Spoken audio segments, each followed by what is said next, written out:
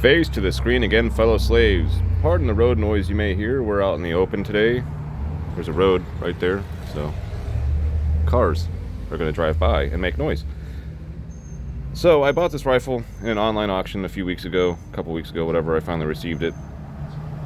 I've been slowly trying to fix it. So, of course, old Chinese SKS, packed full of cosmoline. That was really more of a challenge. I've always heard people complain that it's very difficult to remove all the cosmoline and it takes a lot of time, and I was like, all you gotta do is just clean it really thoroughly. No, it's a pain in the butt. It's like if axle grease and candle wax had a baby. That's pretty much what cosmoline is like, because you can melt it off with a heat gun, use acetone, and scrub it a bunch. It sucks. I even stuttered and stammered because of how much it sucks. Anyway, so basically this is like the receiver, the barrel, this whole assembly with the bayonet extended just because it makes it easier when you're putting it back on the stock, So this stock was actually pretty cracked when I got it. You can see I've already closed it up and I glued it. Now, this is the original rivet that was in there, and you can see, like right there, that's where it was chopped in half. I think it was chopped entirely in half by the bayonet resting on it, because the problem was also that this lug in the middle, so you can see it was probably military issue because it has these dimples where somebody staked it in, so you can't just undo this screw. That's like, I think an armorer did that in the military so the random soldier couldn't just take it apart easily.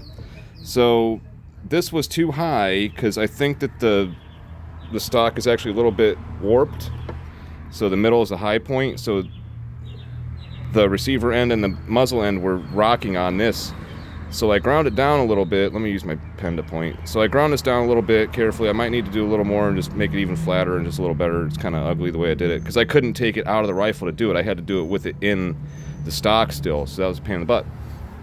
Now you can see the evidence of the cracking, and like I said, that pin was chopped in half. But then, actually, this is the side where you can see the pin that I added. I added this rivet here. I drilled a 1/8 inch hole, and I took a 1/8 inch piece of rod, ran it through there, and made it long enough that I could beat the ends down and peen it over to make like a big rivet. And I left the head fat. I didn't file it down because I want the heads to actually hold the wood together. And I did that and glued it, so that should not be a problem. You can see back here, there's some hairline cracking in there. It's probably hard for the camera to pick it up. So just as a preventative measure, before it even does crack, I'm going to add another one like I did up here. Probably somewhere around here. I might be able to fit one back here. There's not much room because you can see where the one already is. That's the best spot for it. But this thing is so stupid. Look at this. It doesn't even go all the way through. How is that even doing anything? How is that even doing anything? It doesn't go through. So I'm going to have to add one. I mean, if I can try to get that out without really damaging the wood around it, I can try to get that out and then put one in the same spot. That would be the best. I don't know if I want to fight with all that. I might just add a couple more. Maybe even add one here somewhere in the middle. Somewhere there. Here or here, whatever.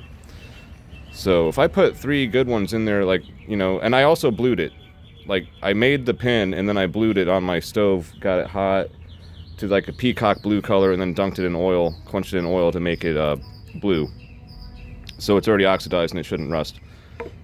So, and I have some liquid blue. I can even touch up the outside of it where I hammered it afterwards, because that got turned back to white. It's in the white, as they say, because all the bluing's been taken off by the hammer. So, if I really care, I'll just blue it. I might just leave it white anyway. So now back here, the issue is I'm gluing in some pieces of wood, really hard wood. This is Ipe wood. People build decks out of it. It's like teak. It's really hard, marine grade. It's really good stuff, expensive stuff. I had some scrap laying around here, so I cut some strips off of it with my circular saw, random size strips. You can see some here and some this piece here.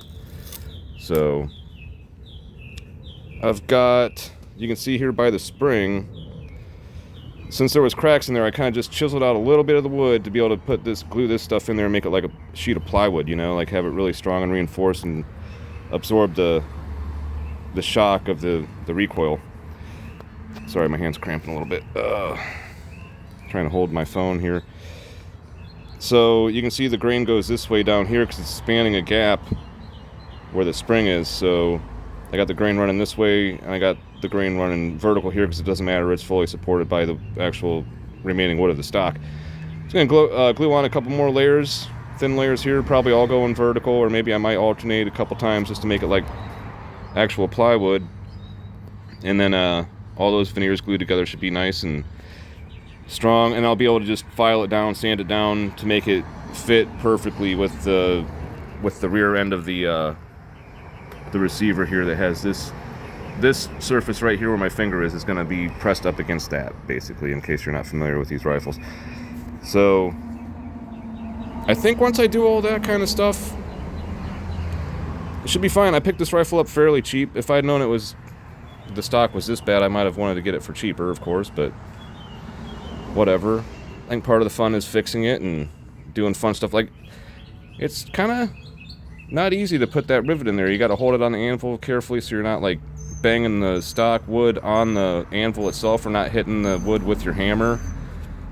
So a lot of time and patience were incorporated. And you can see, like, the one that was already there, see how the wood around it below it is like the fibers are all pinched and even cracking, you know, like, because that thing got chopped in half by that bayonet, so it's in that hole crooked now, and it actually caused some surrounding damage. I mean, I might just try to take that thing out or just leave it alone now. It doesn't matter, because I think I solved the problem mostly by grinding this thing down, this lug here in the middle. That just because the stock was bowed, like I said, it was up too high, so I just took off just as much metal as I needed to. I didn't want to weaken it by taking off too much metal, but obviously I did weaken it some by taking some metal off.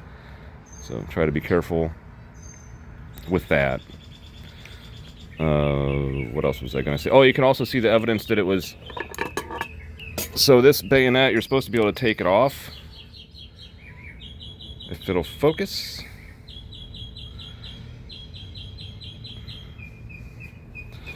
Let me put it right here and try to hold it.